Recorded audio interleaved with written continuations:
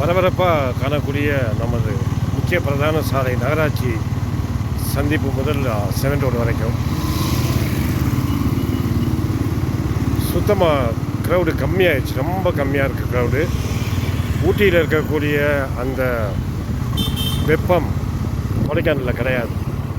கொடைக்கானலில் பாருங்கள், அந்த மிஸ்ட் அப்படியே இறங்கிட்டு இருக்கு. ஈவினிங் டைம் ஆச்சுன்னா வேறு மாதிரி கிளைமேட், தரமான ஒரு கிளைமேட்டாக இருக்குது.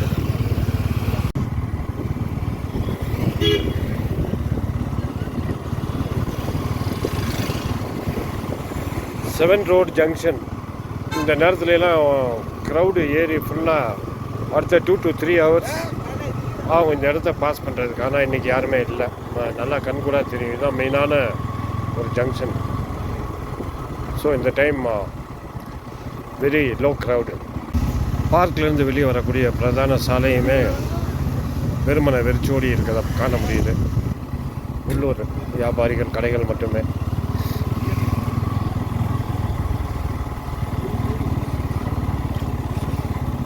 சில பல ஆண்டுகளுக்கு பிறகு ஒரு மந்த் யாருமே இல்லாத ஒரு ஈவினிங் கொடைக்கானல். பர்டிகுலராக சொல்லணும்னா ஃப்ரைடே.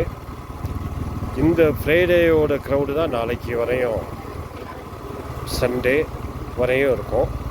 ஆனால் வெகு சில பயணிகளோட இருக்காங்க. அந்த சுச்சுவேஷன் தான் இது. பிரதான திபெத்தியன் மார்க்கெட் வரிசை கட்டி வாங்கும் மக்கள் ஓரளவுக்கு ஃப்ரீயாக தான் இருக்குன்னு சொல்லலாம். இதுதான் இன்றைய நிலை. கொடை situation, present situation today.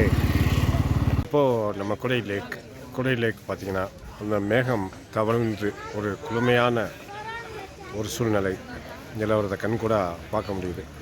So இங்கே கிளைமேட் வைஸாக எந்த ஒரு சிச்சுவேஷன் கிடையாது, மோசமான சிச்சுவேஷன் கிடையாது.